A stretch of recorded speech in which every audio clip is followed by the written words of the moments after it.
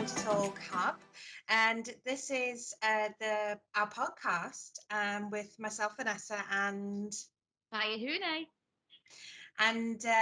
we came up with this idea really because I wanted to have a podcast that people could listen to and relate to, but also that helps and supports mental health awareness. And sort of just, it's just a safe space to talk about various different things and topics that will affect mental health. So that's us, guys. Each week we're going to have a different topic, which we're going to try and make it a bit more fun, and then we're going to get into the nitty gritty. And we're also always going to have a special guest, which this podcast episode, it is Kelsey Bartlett, is it? Yes. That's right. I always say it wrong. So she is a and I'm going to say this word wrong, nutritionalist PT, and she's lovely. So I can't wait for you to hear that. But first of all, we're going to talk about self-care. Yes. So what's your self-care, Vanessa? My self-care, well, I mean, I've got quite an intensive self-care plan, which I'm going to go into a little bit later on in the podcast and how to create that for yourself. My biggest self-care has to be music. It's something that, it's for me, I really resonate with people that say that music is a religion for them. Some people praise, I listen to music.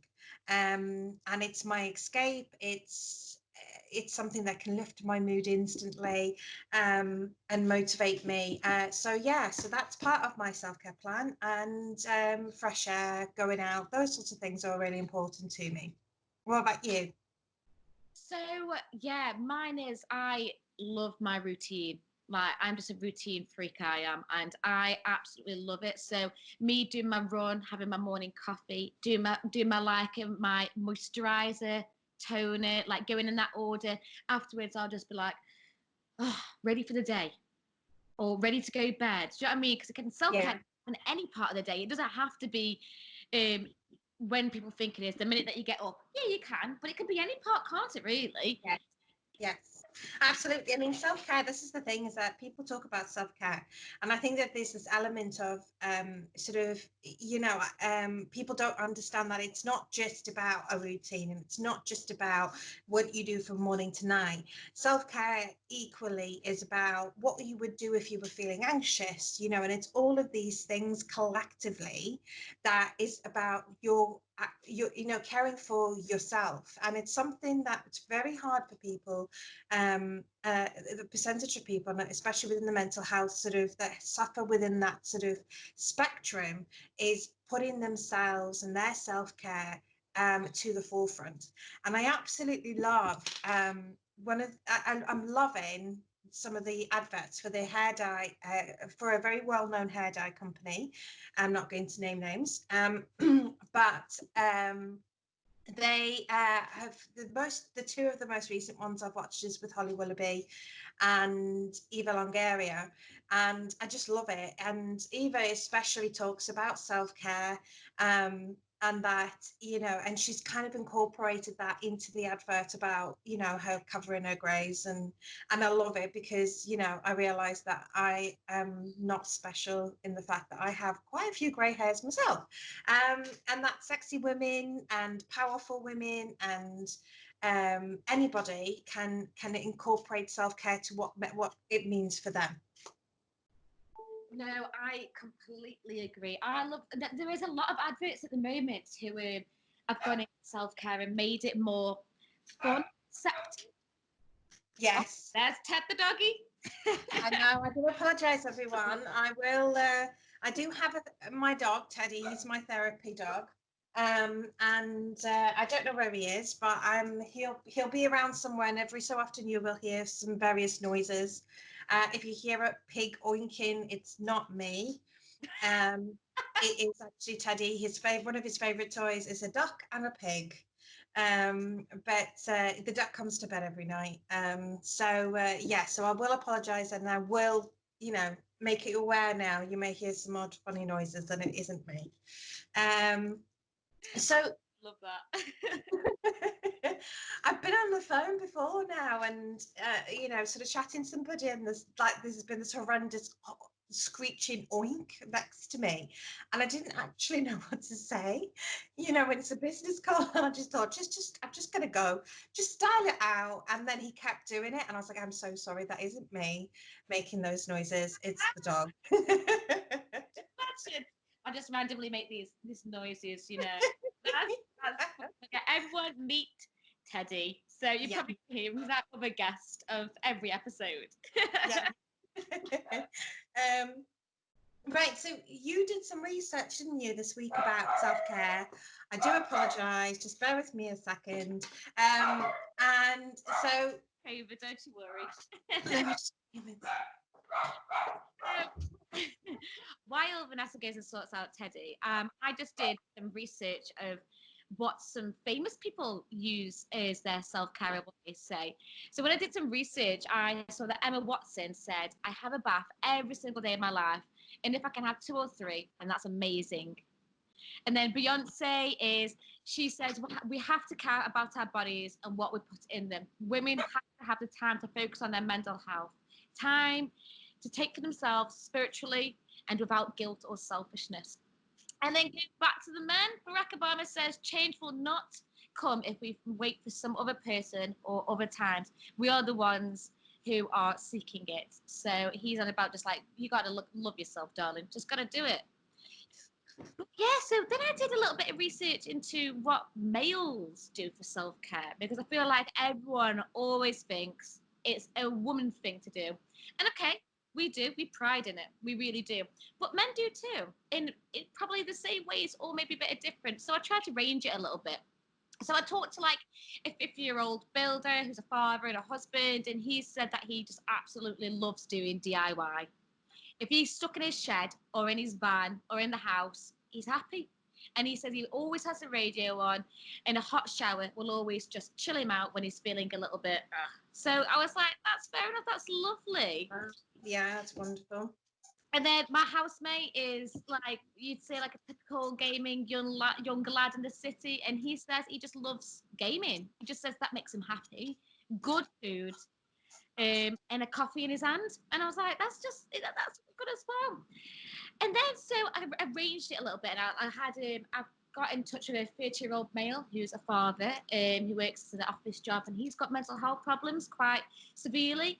But he says that he doesn't drink, he doesn't do drugs, he has a balanced diet. He started with COVID doing 5 to 6 times a week of exercise, and he said he's never felt as better than he has now. And he has a counsellor, and he likes to read self-help books because he says it makes him understand what he's going through, which I thought was really, really good. And then I talked to a non-binary, and they said that they love watching programs where there's similar people, like on YouTube, where they can watch queers or trans, and then they don't feel alone. They feel like they've got a safe place. They also said to take some time away from social media because they said that sometimes they'll just be on the phone all the time, and that's not self-caring. But No. take a step back, put the phone down, and just sit and chill. And I thought that was brilliant as well. So it was the people that I got in touch with. And I know there's a huge more variety, but it just shows that males as well. So it's not just us females that do it, and it's beautiful. It is. I 100% agree with you there. And I think there needs to be more talk about men and understanding that self-care is not even just, sort of moisturizer on your skin. And you speak to a lot of men and they're kind of like, well, I'm not into sort of getting my eyebrows waxed or putting moisturizer on every night. I'm quite a rugged man. And and it's understanding that actually self-care, the wording self-care is about what you do to feed your soul and how you go about resetting your day. And even thinking about the frontline workers at the moment, we're going to be having some guests in from different frontline services, firefighters, that sort of thing. And they will all say the same. It's about putting back what you've put out into the world on that day, the caring, the stress, the loss, or it's just sometimes we get so wrapped up, men and women, regardless of your gender as well. We get so wrapped up in sort of working and striving for this and meeting these deadlines that society says that we have to meet, which is just, don't even get me started. That's a whole different podcast episode on that. That we burn out. We burn out our inner energy, and we burn out I mean, I'm quite philosophical anyway, but we burn our souls out, and we have nothing left to give. And that's what self-care is for me. It's putting that back in. It's replenishing. It's replenishing the car with fuel when it runs out, and that's Don't you? So why don't you give yourself an MOT? Do you know what I mean? exactly. So yeah. So I mean, what would the kind of things? What does self-care mean to you? To me, Yeah. so self-care to me, I think sometimes, like I say, I am a busybody. I am a complete busybody. Like I never really sit down, and when I do, it's asleep. So I have been. I literally, that's it. I'm like, okay, bedtime, done. That's me now, self-care. And I have taken a big step back, mainly when we said we were going to do it on this. And I really, really thought about it. And I do think it is just taking the time out of your day, and not at any time of the day, to to just realize that you do need to love yourself. Do you know what I mean? Even if you don't love yourself, there's always something that you will love deep down. But mine's just my routine. Again, I need to get out of it, really. I've been just too much of a routine. If I break that routine, I'm like, oh, I can't cope. Do you know what I mean? But that in itself is your self-care, because you know that your anxiety will be increased if you are out of your routine. I always find if my anxiety is quite high, and obviously I do have a panic disorder, so there are certain things that will trigger it. I will go and line up all the tins in the cupboard. Oh, good. I'm well, as people may notice from this routine thing, I have OCD, and Yeah. yeah, I cleaning. I love cleaning. Oh God, I could clean my life away. I could. Yeah. And that kind of helps me. And I think it's just that order. And I think when you feel like everything's a bit chaotic around you, when you, even if it's something as simple as lining up all the chickpeas in a line and lining up all your chopped tomatoes in a line, which is what I do, you do that, it kind of refocuses your brain to think, well, I've kind of controlled that, and I've done that, and that's in order. Again, it's a sort of medicinal way of looking after and refocusing your mind away from your anxiety. So no, I 100% get you there. I'm a bit mad on washing. I love washing. I do. I love it. Oh, I can't have, like, in my washing basket. There's like 6 items. I'm like, needs to be a wash on. It's like, I'm I'm built to exactly deal the with same. this. I'm exactly the same. Yeah, and especially now that, we may not be able to go out, but I love pegging washing out in the summer on the line. It always just smells that much fresher. And yeah, so I get quite excited if I've got even just a half a load. It goes on the half a load setting. That the setting nobody really ever uses, because generally people don't. I use it a lot. But yeah, so I'm thinking, let's Yes. get into the nitty gritty of Okay. the real. Well, every self care plan is real, but what Yeah. people don't know about, I feel like, Vanessa, you need to just make people aware of it and make me aware, because I feel like from you just asking me then, what is my self care plan? I actually, as you may have noticed, went I don't know, and I actually don't know. Now I'm really thinking that I don't know. So I want to hear about this, and the listeners, it's going to help. So go for it. I'm listening. Okay. So I remember the first time, and there'll be people listening to this today, and they'll be thinking, why are they banging on about a self-care plan? And I was a bit like that as well. And it was only when I was admitted into hospital last year that again, they're sort of talking about my self-care plan. I was like, I don't have, what do you mean by self-care plan? And within a mental health element was what I'm going to talk about first, because it kind of all feeds in, is it's really analyzing everything that kind of incorporates your mental, it causes your mental health to get worse, get better, that sort of thing. And there's kind of like a couple of topics, so I'm going to talk about them, and I'm hoping that, you know, if you obviously are wanting to do a self-care plan, I'm going to do a template that people can email the email address, and I'll send it out to them.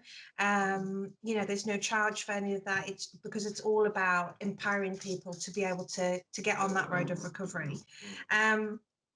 So within your self-care plan, the first thing you want to be looking at is, what are your triggers? What are the things that perhaps will send you into an anxious state? What are the things that make you feel very uncomfortable? What makes you feel sad? You know, so put, you know, and it doesn't matter, because this is your self plan. If you wanted to write 50 things, write 50 things. What's more important is that you're starting to sort of get an idea of you, of who you are and your mental health. And you will find, I think, as you sort of start to work, and obviously the hub is about supporting people finding the right help. As you start to sort of work and get that support and sort of, I talk about being on recovery. You can't necessarily ever recover from something that you potentially could have for the rest of your life. So don't ever think, and I hope none of the readers or listeners ever think that I'm trivializing some of your lifelong mental health illnesses. I'm not. What I'm saying is that I'm on recovery because I was in crisis. And so now I'm on that journey of kind of learning the skills I need to live with my illness and still have that life that I am productive and make a difference and have an enjoyable life. So, and that's just where the sort of self-care plan comes in. So I made a list of all my triggers. And you may find, as like I say before, sorry, just reiterating, because I can go off on a tangent. As you're getting the support and the help that you sort of along your road and along your journey, you'll notice that those will decrease because you're increasing that window of resilience, which, you know, is important for mental health. It's those sort of triggers that, you know, even though you do get triggered, I know how to deal with that now, so it's not so much of a trigger. So the other thing, the other part of it that you're going to be looking at is, what are the early warning signs that your body gives you? So what do you notice about yourself? Do you have specific thoughts? Do you feel a certain way? Do you get physical sensations? Do you shake? I shake. Physically will shake. Does your heart race? And do you find that there's certain things that you might like to, you know, you might do? Do you sort of find a dark corner? Do you stare off? Because I have complex post-traumatic stress disorder, so I do tend to zone out. You know, and it's kind of just writing down anything that you know that is linked directly to a feeling with regards to your mental health. You've then got another element that you want to sort of look at, and it's what other people tell you they notice when they they see you becoming triggered, because you may not realize that you're having those symptoms because you're in that state, that sort of heightened state.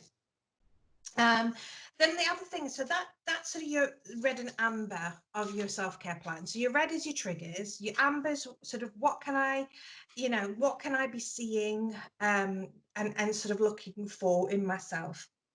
And then you're going to be looking at what are the things that you can be doing. So what could you know, at the end of the day, your recovery, your mental health is your responsibility. And nobody is, you know, I want to support. The reason why I started the hub is to give people the support that they need, link them with the people that can help them, but I can't do it for them. So, you know, it's very much this is what you should be doing to protect yourself and to safeguard yourself. So, you know, what can you do? Listen to music. Is there anything that you find in particular that you find soothes or calms you? Go for a walk, go for a bath, go for a nap. You know, drawing, writing, anything like that you find actually refocuses your emotions. You want to be putting it there. And then you want to be looking at things that, if you were in an outside setting and you start to feel that you're being triggered, what could you do to distract yourself? And those are sort of things that, you know, grounding, which I have shared a little bit about on the Facebook page, about grounding techniques, about things that you can do. Another thing you can always do is have a necklace or something that you helps you refocus or ground, that has an emotional significance to you when you're going out. Make sure you've got that on, because that could, again, playing with that can help ground you back into the real sort of present moment. And then you're going to kind of look at what can others be, what could others do. So your close support network, your family and your friends that are going to spend a lot of time around you, and sort of probably are going to experience moments where you're sort of having to sort of refocus yourself. What could they be doing? Because you know, a lot of people don't know how to support their loved one with their mental illness, because they don't know what to do. And it's silly, because you know, you kind of think, well, when you're in that, sometimes you think, I just want somebody to do this, I just want somebody to do that, and then that gets you even more upset that they're not doing it. But it's because they don't know. So again, what could they do? You know, if you wanted a hug at that point, make sure you write that on your self-care plan. What do you find is not helpful? So if you're particularly triggered by physical touch, you know, then make sure you put that on, so that your close network of friends and family know that when you're feeling like that, you don't want to have people invading your personal space. And that's important for me. Like, I don't want people in my personal space.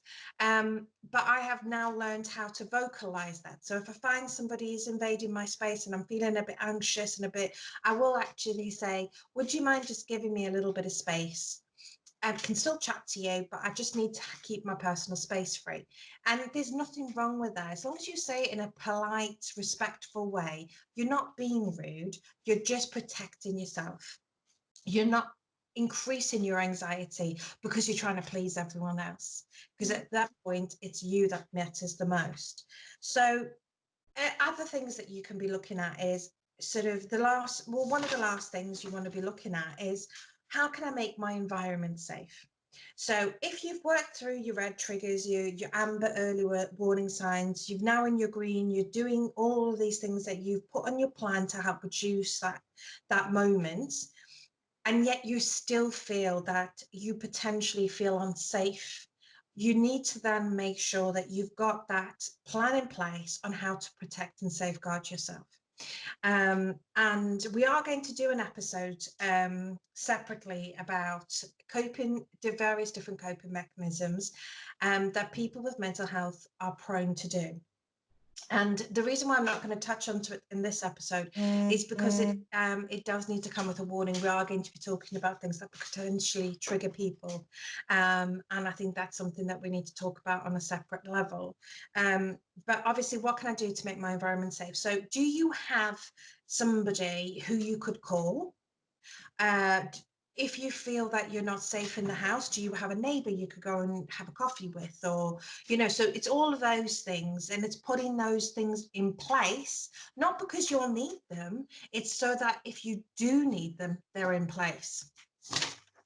And then the last two things you want to talk about is, it's always good when you've finished off, you know, because, you know, make sure that when you're doing your safety plan, you know, you may be triggered by writing these things. I know when I first wrote my first safety plan, cried for the whole day, because I was talking about triggers. It was, you know, about things that were upsetting for me.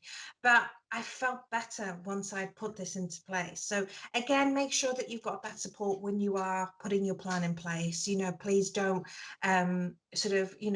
don't do anything at any point, and that's really important. Don't ever do anything that you think you're not ready to do, or, you know, you're having a particularly emotional day and you feel that if you did this, it would trigger you to feel even worse. I'm not asking that, you know, anybody to do anything that could risk sort of impacting their mental health in a negative way. But this is a positive. And I will honestly, hand on heart, say I sat in the hospital bed in crisis, and when I did this, I felt more empowered. I felt empowered that I could handle crisis moments. I could handle those triggers better because I had my plan. So again, you know, you want to be ending it off with something positive. So, you know, what are your positive goals for the future? What are the things that you'd like to? I'm not saying what's so important is, please don't put a timeline. Okay, don't put that pressure on yourself. I'm so against pressure and timelines and expectations of what other people say you should do. This is your personal journey. Your life is your personal journey. So again, write down a couple of things, even if it's just something as simple as learn to cook or, you know, anything like that. It's, you know, it's always good to have a little bit of a positive. And then what you're going to really want to have is a list of people that you can rely on for support. So this might be your CM, you know, your mental health team, community mental health team. It might be a key worker, a social worker. It might be a psychiatrist. But you want to have a list of those people because you don't want to be looking for numbers and that sort of thing. So you want that on your self-care plan. So you want to have a name, how they are, and what that you and that person have agreed as to how they can support you. So I came up with this idea of the traffic light system. Nearly said robots then. Traffic light system, the South African thing that. So it's a traffic light system, and because I personally know what it's like to be in that space, I also know that you very unlikely are going to say, I need help, because there's a saying that a wonderful man that I met and just really got on with and sort of trains hostage negotiators, and he said this quote, and he's agreed to let me use it, is there's a difference between needing help and wanting help. And that was really prolific for me, because being somebody, a service user of the mental health service, when I needed the help, I didn't ask for it. But when I asked for it and I wanted that help, I could ask for it then. But at the moment that I desperately needed somebody to help me, I had almost given up on myself. So this is when I came up with this idea of having the traffic light system. And this may be something that you can do within your family and your support network. The traffic light system is a red, yellow, and a green, yellow, and red. So even if you just text a green heart to that person, and they will know you're okay. So at any point, you know, you're sort of you're checking in. I know I sort of check in daily with people now, so that they, you know, they know I'm okay. If you're having you do have that support, you know, that green heart. If you say amber, you can then discuss with them ahead of time. You know, if I send you an amber heart, it means I'm okay, but I'm not okay. Yeah.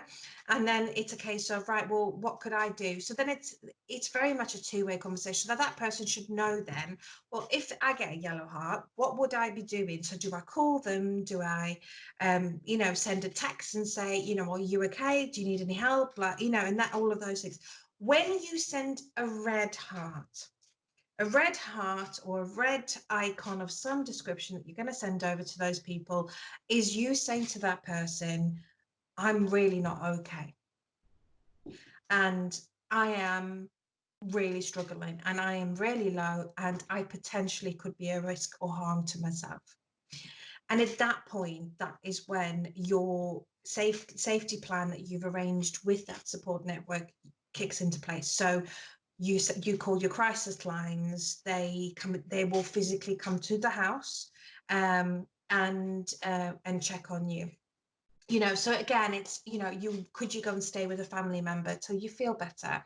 You know, and it's having that. And I always think it's like you say about routine. If you're empowered with a plan or a solution, even if you don't need to use it, it's still that reassurance that it's your safety net. It's going to catch you when you fall. And that's really what I wanted to say. The nitty gritty of your safety plan is that, you know, and then as you once you've got the bones of it, you can then start to build on it, the foundation of it. So then you can start to, you know, you may then discover that you enjoy drawing, and that could go on your safety plan. So it's about, you know, it's very much about having your safety net, but also developing the skills that you need to be able to sort of go about your everyday. I think that's really, really, really good. You know, it's actually, I think that's going to benefit a lot of people. It's easy. It's an easy way that you put out as well. Mainly the red, amber, green, or red, yellow, green. I think that's a really, really good way. We've all got a phone, and even if you haven't got a phone, there will always be a way that you can do it. I think that's. Thank you so much, Vanessa, for this, because I feel like a lot of the listeners, not just because of COVID, but I think of daily life, because life is still going to go back to what we think will be normal. I mean, Yeah. anyone could see me right now, but they're not going to be able to. I'm doing quote marks and what quote marks normal is going to be after this, because I don't even think that we will ever go back to normal. I feel like life's now moving and it's all new, which is Yeah. beautiful. Beautiful. But I think this is a really, really good plan and stuff. So, did you want to add anything to that? No, I don't want to I don't want to overface this episode, because, I want to really the focus be, and I want to be able people to listen and actually think, oh, that's like step one. And but no, I think once you have finished the only thing I would say is, when you have you're happy with your self-care plan, it's very important to share that with your support network. Everybody who is on, on that journey, that network, that support is so important, and everybody needs to know their part that they're going to play in supporting you. They're not going to do it for you, but they will be there to stand beside you. And it's, sharing that. And if you're unable to do that, because I know that we are still there's a big stigma to do with mental health, and I hope that, and it has improved, but it's still very much there.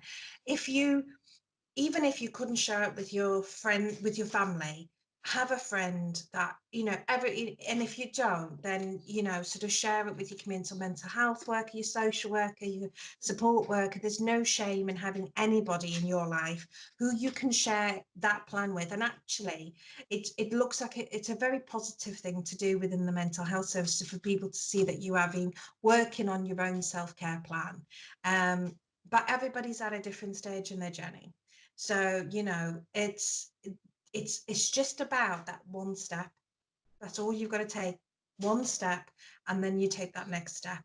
And, I'm kind of 10 steps in. I've still got a long way to go. I still have my down days. I still, but my safety plan is what I go to now. And I'm able to focus myself a lot better on those days, because I know what's okay, because I got my net. And there is also nothing wrong with turning off your phone. I loved that comment about social media. I do use social media quite a lot because of, awareness and all of those things. But there are also times where I just put my phone down and put the telly on, because it's all consuming. And it's, sometimes you also feel that pressure to pretend that everything's okay. Everyone's lives on social media looks amazing. And that then puts more pressure on yourself. So, take some time away from social media if you can. I'm almost sure that in at least in a few more years' time, we're going to have to start have addiction meetings for social media, because people are becoming obsessed and addicted. And, pick it as soon as you wake up in the morning, you go on Facebook. As soon as you sit down, you're on Facebook, Instagram, Twitter. And it's a great tool, don't get me wrong. I think social media in its own right is a great tool. And can you imagine going through lockdown without social media at the moment? Contacting your friends, checking in on family and members that may be in other parts of the world. But I just think there needs to be a balance, and it's so important to balance everything in your life. No, I completely agree. Like, it is a lifesaver, but also the devil. It's both. But that's just life. You're gonna have a little angel on your shoulder and a devil, and that is what social media is like sometimes. Yeah.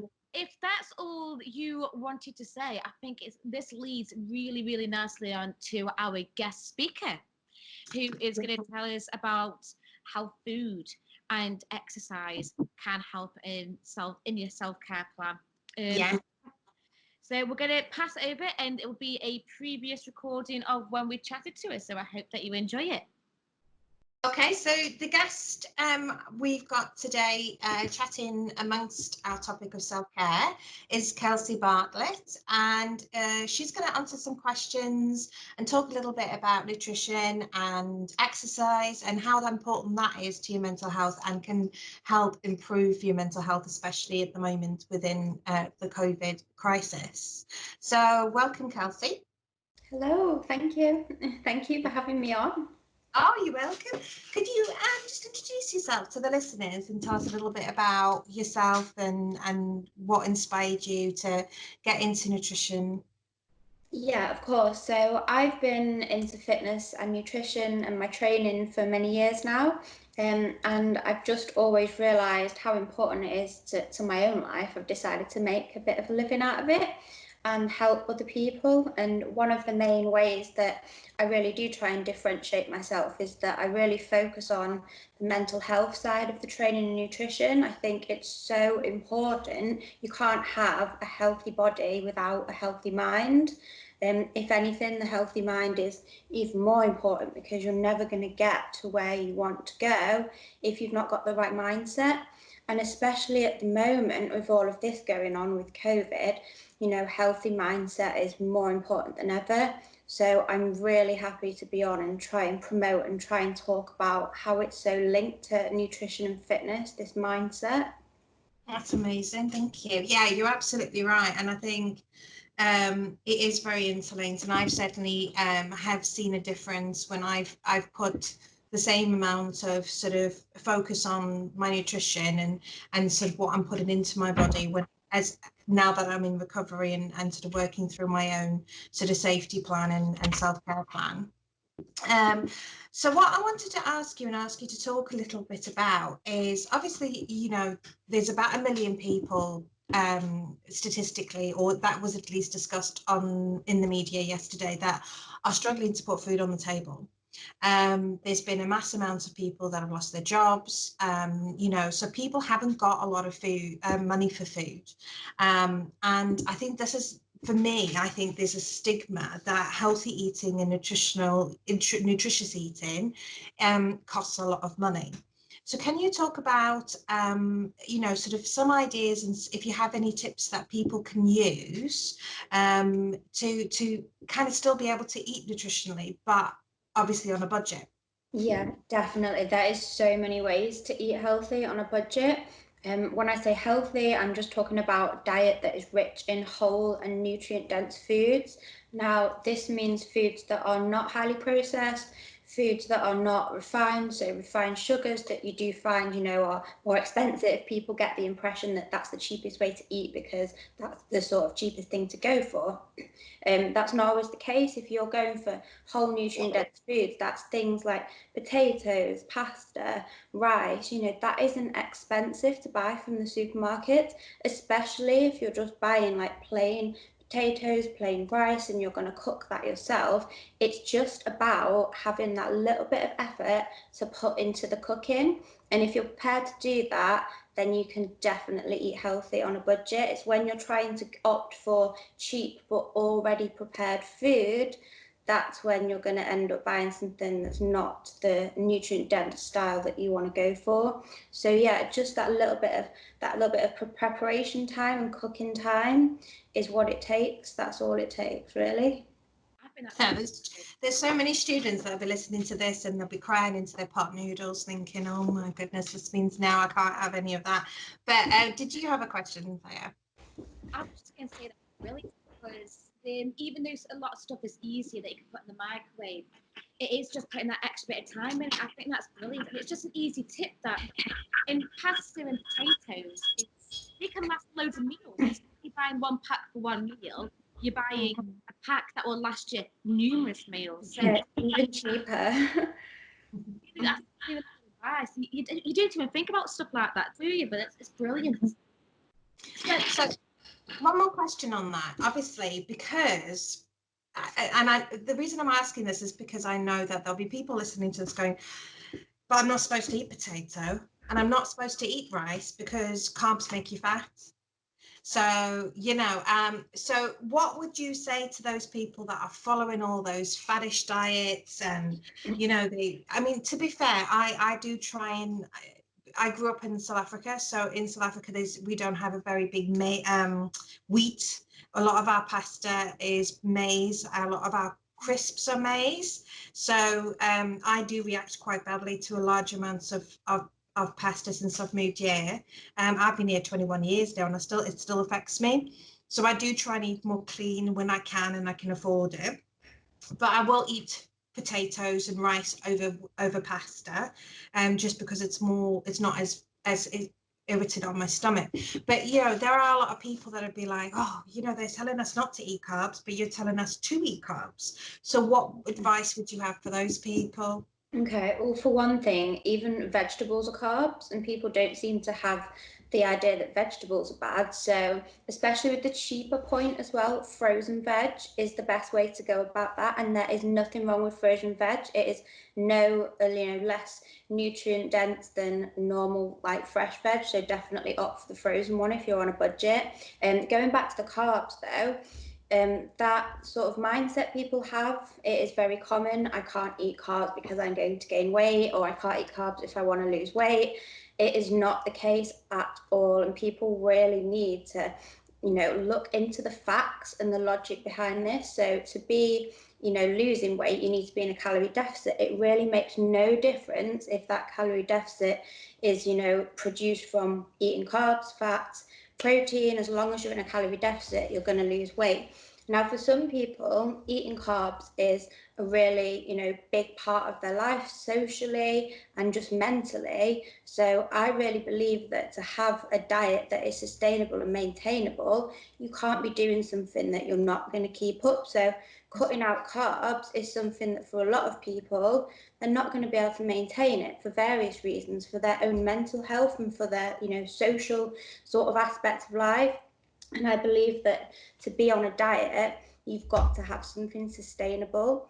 That's the most important thing, because these fad diets, they're a waste of time, because you might lose a bit of weight and then you're going to put it back on again when you start eating the carbs. Yeah.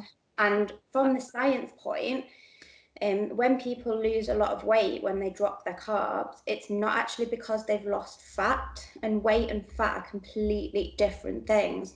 So when people step on the scale after a week of not eating carbs and they think, oh my goodness, I've lost 3 pounds, this is amazing, I should have cut carbs out years ago. And that's actually water weight, because what happens when you eat carbs in your body, every single molecule that is stored in your glycogen stores is attached to 2 to 3 molecules of water. And what happens when you stop eating carbs, your body uses this glycogen for fuel, and it uses all of the glycogen up, and that's also attached to a lot of water. So the water weight that you've lost is not actually fat. So people think that they've lost all this weight, and actually it's not actually the fat that they'd lost, and that's what I would imagine that they were going for, to try and lose. So a lot of the time people start eating carbs again and they'll pile it all back on, and it's just a fad diet that they've not managed to get that sustainable weight and keep it off. So it's a shame when people get into those fad diets, because it's kind of just like a roller coaster and they never manage to stay where they want to get. And I believe that what I really promote for all of my clients and my business is, whatever we're going to do, we're going to get you where you want to be, and then we're going to find a way to make sure that you can sustain that, and make sure that my clients take away long-term mindset changes that keep them where they want to be. And that's what I sell a lot as well, the long term. Like I sell the knowledge and experience. So I don't just say, this is what you want to eat, this is what you want to do, and then do it, you'll lose the weight. I actually say, this is what you're going to learn. I'm going to tell you why I'm telling you to eat that, and I'm going to tell you why. And that's the reason that they'll know what to do that in the future, and they can take it away and use it for the rest of their life. And it's the mindset that I think is the most important part.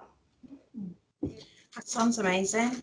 I mean, I will just before, I've got one more question on that topic, because people will want to know, but within mental health, and I personally can relate to this, a lot of mental health medication, for some reason, you do put weight on. And there's quite a few people I know that will not want to take their medication because they don't want to put weight on.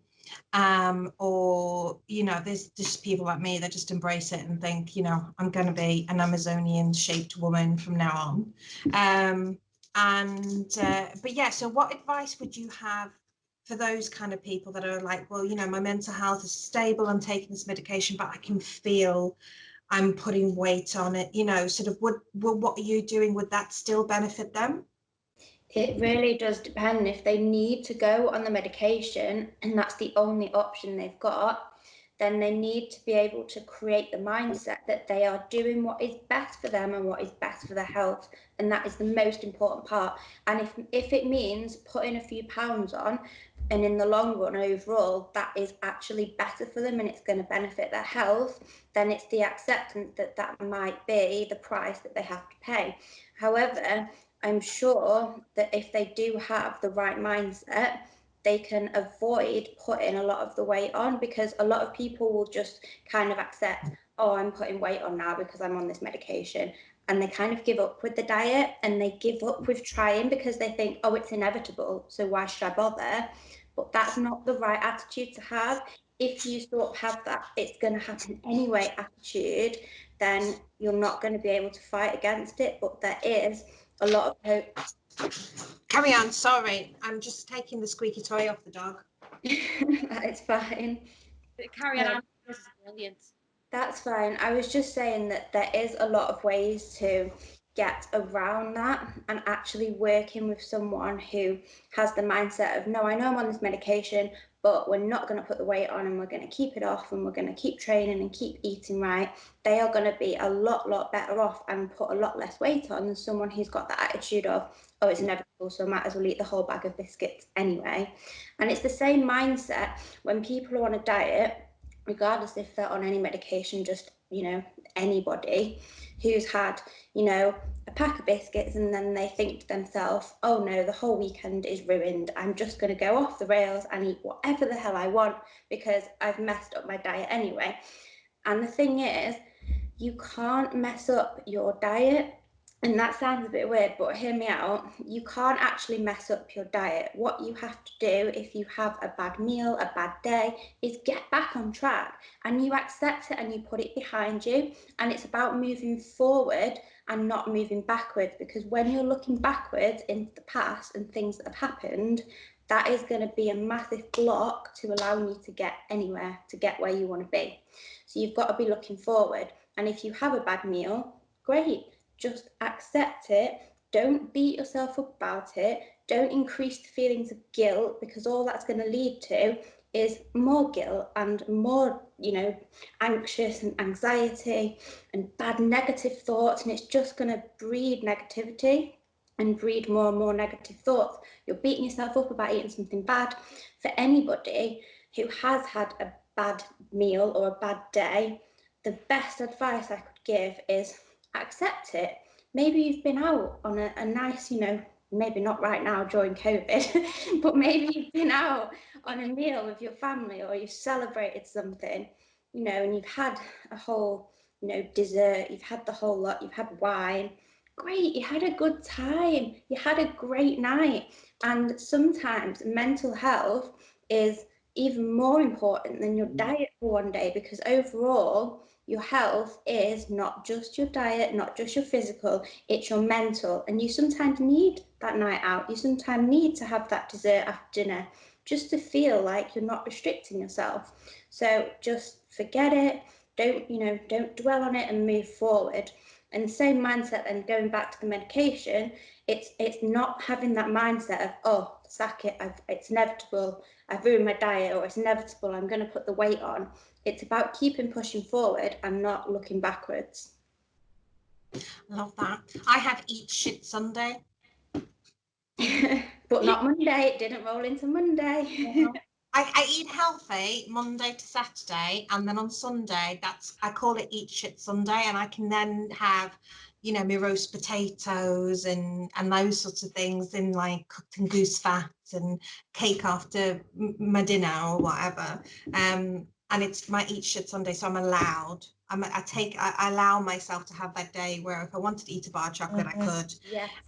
But then because I do that, it's great that you allow yourself and you don't have that restricted mindset, because that's what leads to binge eating a lot. And you know, binge eating can actually come about from restricting yourself. So it's great that you have that day where you feel like you're not restricted and you're having whatever you want, and that is so healthy. One more thing last thing I wanted to just ask you to explain for everybody that's listening. Can you explain in a minute though, because I need to get my charger, is what a calorie deficit is? So a calorie deficit is a phrase that is thrown around all the time as if everybody's expected to know what it was, and it's not always the case. So a calorie, to start with, is a measurement of energy. So imagine like a mile is a measurement of distance. A calorie is a measurement of energy. So a mile, whether it's on the road, in water, on sand, it's still a mile, no matter what happens. So the same with a calorie. So a calorie from a donut is the same as a calorie from broccoli. Now, what the difference is between those two is something called the macronutrients, or the macros for short, as people call it. And this is how much of that food is made up of proteins, carbohydrates, and fats. So this is the sort of macro, language that people use. Now, back to the calories. Being in a calorie deficit means that you're actually eating, or you're expending more energy than you are actually eating. Does that make sense? There's more energy going out than is coming in. So more energy is going out in terms of the calories that your body uses just to function on a daily basis. That will be your resting metabolic rate. And then there's the energy that your body uses for exercise. There's something called NEAT, which is non-exercise activity thermogenesis. And that's the calories that your body is burning just from doing little things, like fidgeting, walking around, your daily sort of energy expenditure. And then there's actual exercise, which can then be increased to increase the amount of calories that you burn through the day. Then you've got the calories that you eat, and that's the energy in. So what you've got to ensure to be in a calorie deficit is that you are expending and using more calories than you are ingesting and actually eating in your diet. And that will put you in a calorie deficit. And that is the only way, literally the only way, that you are going to lose weight. Oh, we were wondering, is there any foods that can benefit your mental health, like can give you a boost for like serotonin and stuff like that? So we were just wondering if there is anything. Yeah, completely. So eating foods that benefit your serotonin and stuff like that is nutrient dense whole foods that are full of vitamins and minerals. So things like vegetables, things like whole grains, nuts, dairy, eggs, everything that is a whole nutrient dense food is going to make sure that your brain and your body can function most effectively, because your brain is actually, fueled by the things that you eat. So it's made up of the things that actually, the chemicals, sorry, I should say, that your brain uses are made up of amino acids, and the brain actually needs these to regulate its thoughts and feelings. So if you're eating nutrient dense whole foods, your brain is going to be functioning much, much more efficiently, and it's going to increase your feelings of well-being and make sure that your body is functioning a lot better. That is, I never knew that them foods did that. That's absolutely amazing that something so simple can help you out. So would there be any that you would say are the main ones you'd have? So if someone was feeling quite down and stuff, is there any that you would say, okay, these are the ones I would focus on more than the others? Yeah, definitely going for your like oats, seeds, nuts, whole grains, things like even dark chocolate. That's very beneficial as well. Making sure you're getting your fruit in. Your vegetables, no matter what kinds, they are all full of vitamins and minerals, and that is going to definitely increase your feelings of well-being and increase your own like bodily functions. The way that you feel, it will improve your mood. And rather than actually eating refined foods and processed foods, that's, you know, studies have actually been done that show that they lead to feelings of anxiety and depression if your diet is rich in processed refined foods. Oh, I did not know that.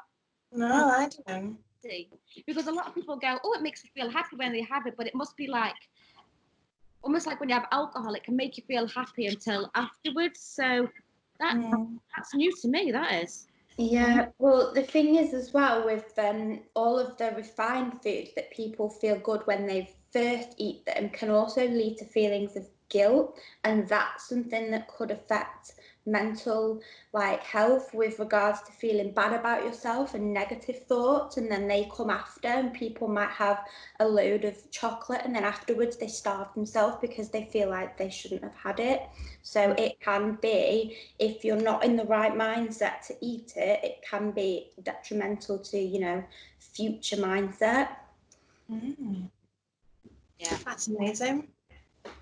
I think as well, eating regularly is important to keep your blood sugar stable, because that also will make sure that your brain's functioning. And another thing that the brain needs is actually fats. Omega-3s and omega-6s are key for brain function. And people sometimes avoid fats because they have the mindset that fats are going to make you fat. But that is not the case with the carbs as well. Carbs are going to make me fat. They are not going to make you fat. And fats are something that is actually really important to have in your diet, even more so than carbohydrates, because they're a key component for brain function. So foods that are really good fats that you should be eating are oily fish. If you're not having oily fish about 3 times a week, then I would definitely recommend supplementing some omega tablets for sure. Things like nuts, avocados, seeds, full fat dairy and eggs are really, really good for your brain to function. So definitely going to benefit your mental health and your feelings and your thought processes. I love that. I love avocado and I love eggs. I don't like oily fish. Love avocado. Avocado is really, really good, not just for, you know, the fats that it contains as well, but it actually does help regulate your hunger. So it promotes a hormone that helps regulate your hunger. So it is scientifically proven to be very beneficial if you are trying to lose some weight. It can be a really good thing to add to your diet. Oh, Very. thank you very much for that. Oh no, it's really, really helpful, isn't it? I wanted to ask you, with regards to the eggs, does it matter how they're cooked? Because people are going to have that thought, unless it's just me. But does it how you know it doesn't matter if it's fried, boiled, scrambled, poached. You know, does it make a difference to the value of the omega that you're getting? No, it won't make a difference to the composition, the nutrient composition. The only thing it might make a difference if you're cooking it with a lot of oil is the calories that might be in that meal. So just be careful if you are trying to lose weight, that if you cook your eggs with oil, you'll probably add in an extra 100 calories there to the meal.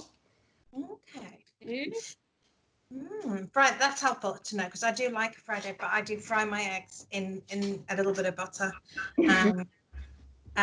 So one calorie spray oil is the way forward. No, but it's super non-stick pan. Brilliant. Oh God, since that came out, it saved my life. You know, I'm like, oh, one spray. Don't feel guilty. One spray, no guilt. Yeah, it is really, really beneficial because you even know how many calories you're having then as well. You just can't spray. I love food. I do, but I do eat a lot of good. Like the only time I do use butter because I won't use margarine. I think that the health benefits to having a bit of butter to the health benefits of having plastic made margarine. But then I also appreciate and understand that obviously if you're on a budget, you know, you do need to sort of cut your cloth to how it's made. And I always do have a bit of margarine, but I tend to bake with that a lot more. But yeah, you can't beat a bit of butter.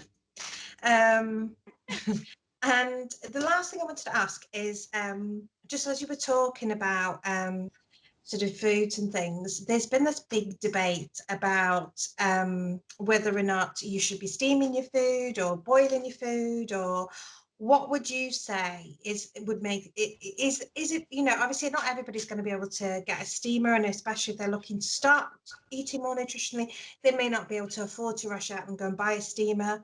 So, sort of what would you say to those people? Okay, everybody who's worried about this, who's worried about steaming, boiling, microwaving, oven cooking, oh my goodness, it is so insignificant. It does not change the nutrient composition of the food.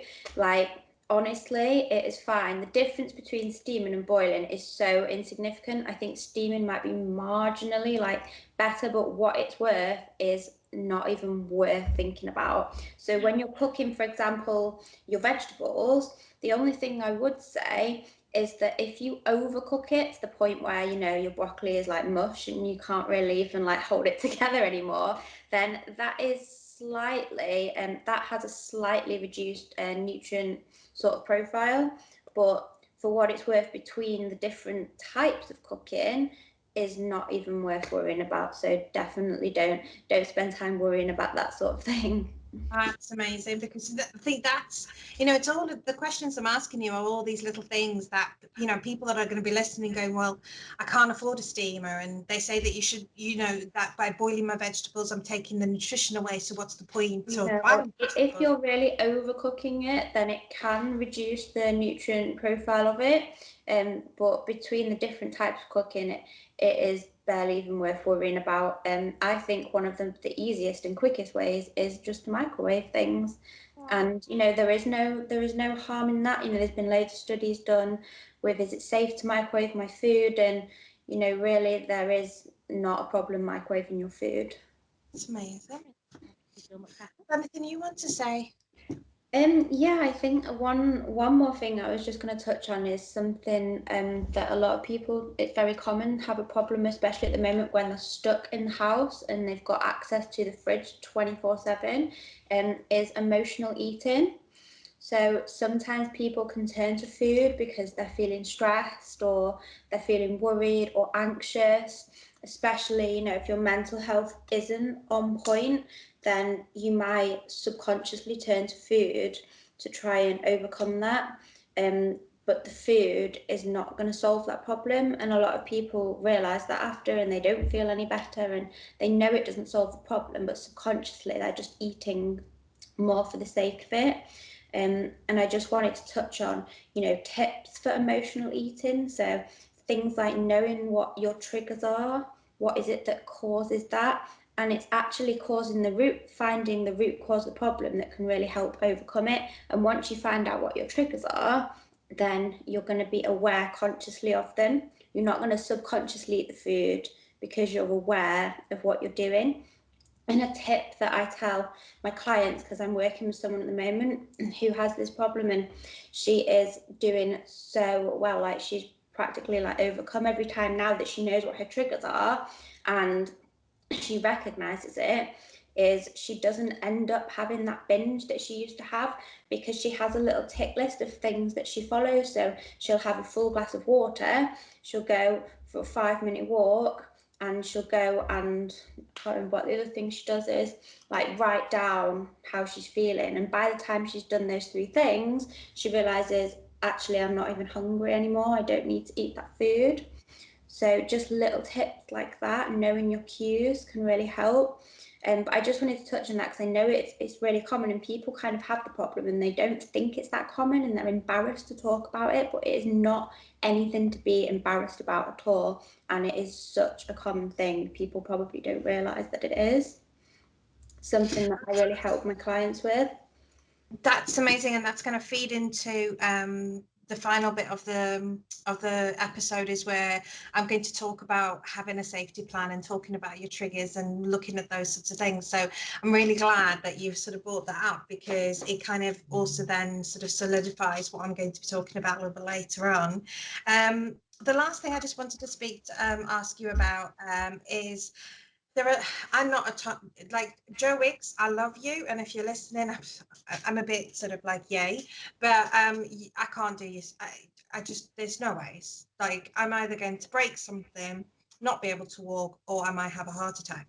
So there are sort of, you know, a lot of people that are kind of like, well, the only sort of exercise that seems to be there that you can follow are very focused on sort of people who are able to do a PT session.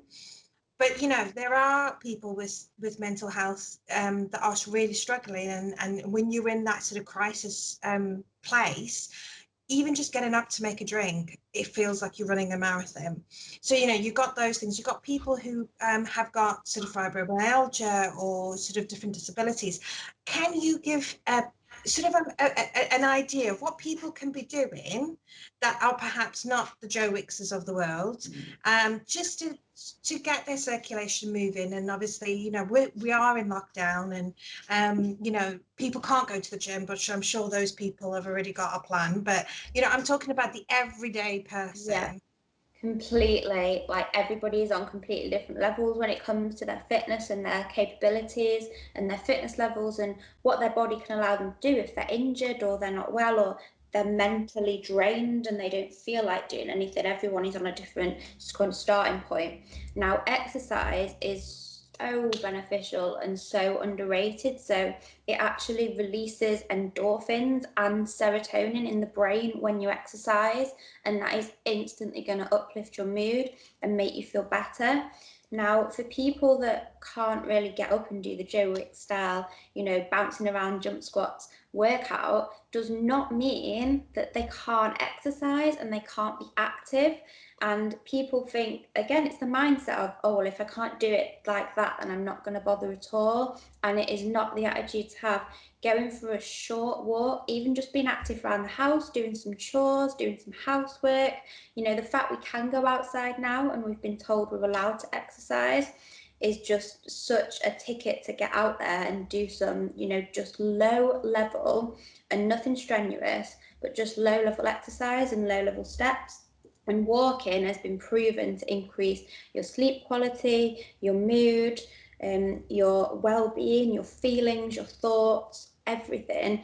And just getting that blood flowing around the body is so beneficial. So for people that can't get up and do the Joe Wicks workout, just get up and walk around the house. Just get up a little bit more, like maybe every time that you know you get up, maybe walk somewhere specifically, take the stairs, do that a little bit more when you're going around the house, and maybe just setting, like, you know, a target, like just small steps. So I'm going to go on a 10-minute walk daily. And it's just those starting points. It's making a start and setting little things in motion and creating habits. Because I think when things feel like a chore, that's when the mindset is that you don't want to do it. But creating habits, that's something that you kind of subconsciously do, and it doesn't feel like a chore. So if you get up every morning and you go for a 10-minute walk and you make it part of your daily routine, you're not going to feel it's like on a tick list thinking I've got to go on my walk today. If you do something called habit stacking, I like to call it, find a good habit that you already have, that you do every day without even thinking about it. And at the same time as you do that one, you're going to stack it with a new one, and it will become molded into like the same habit as you go forward. So for example, like brushing your teeth, you do it every day. So maybe after you brush your teeth, you're going to go for a 5-minute walk. You might only go around the block, but you do it every day, and it's going to be something that you don't really think about in the end because it's just part of your day. And it's just so beneficial to have those, you know, little habits in place, those healthy habits. And it's about replacing as many of, well, I say bad habits, but, you know, trying to incorporate as many healthy habits into your day as you possibly can. It's going to lead to a very, very healthy body and healthy mind. And just that bit of exercise as well that you do, like for me, if I go on a walk, I just feel like it's my little time away from the world. I don't need to think and worry about things. It's just my time when I'm exercising. And just that, well, it might not be 5 minutes, but, you know, half an hour that I'm exercising, it's like that mental break from the continual thoughts that are pumping into my head. And exercise can be like that for people. It can benefit you and allow that, just that break from real life, really, and take you away into your own little bubble. I just love the feeling of, you know, really getting that sweat, and you just feel like you're not even thinking about anything else because you're just focusing on the pain and your breathing. But it is about being in the moment, and it brings you to the present moment as well. You can't really think about much else when you're actually trying to focus on your breath and you're thinking about what you're doing at that point in time. So honestly, the benefits of exercise are completely endless. And I know at the moment a lot of people feel socially disconnected because we're kind of on lockdown, we're at home, we don't have that human interaction that we're used to. But now online, there are so many ways to connect with people and do online exercise classes. Now, for people that aren't going to be jumping on a Joe Wicks class, does not mean that there are not classes that are online that are suitable for you. There's things like yoga. That is one of the most beneficial things I would recommend. I do it myself. I go on YouTube and there is so many yoga, like beginner yoga, intermediate, whatever level you're at. You don't need to be starting at an advanced level. You can start at a beginner stage, and there's so many things like that that you can connect into, and it's going to help get your heart rate up, or just do that low level exercise. Whatever level that you're at, you can definitely do something. I love something, isn't it? Something at least, rather than nothing. I completely agree with everything you've just said. Like, I do yoga, and how I feel is amazing afterwards and stuff. And I love the habit stacking. It's them little changes that make a big difference. I saw you start writing there, because I did, yeah. Is a brilliant idea. Yeah, honestly, habit stacking, I do it myself. Like, when for people that haven't got a lot of time, it's really beneficial to try and fit things in. So I like to do daily gratitudes, and I'll write some things down, like, you know, on a sticky note, and then I can read them. And I have the sticky notes on the mirror where I brush my teeth, so I know that when I'm brushing my teeth, I'm thinking of my daily gratitude, and then I can write it down there, so it gets done. And I'm not even really thinking about it because I don't have to remember, because I just do it when I brush my teeth. So it just happens at that point. It's lovely, I like that. Beautiful. Right, well, thank you very much, Kelsey, for joining us on our episode today. I could talk forever about this subject. No, it's brilliant. I can feel the passion, and it's making me feel passionate, and it's brilliant to have someone like that on here. So yeah, we will definitely be putting on your details on the near the podcast, so then people can get in touch with you. So do you want to do a little bit of self-promote quickly, so then people can get in touch with you? Yeah, of course. So I think Vanessa's going to connect a link to my LinkedIn and my website for people to jump on there. I do offer mindset coaching just on its own, on a standalone, but usually it's tied into all of my other packages. So my packages include nutrient coaching and training, and then my full transformation package, which includes everything. But every single one of my packages includes mindset coaching alongside it, because I think you cannot possibly have one without the right mindset to go with it. Definitely, it's just something that you can't do. Thank you so much for your time. You've inspired me, and you're going to inspire a lot more people. Definitely. Oh, I hope so. I really do.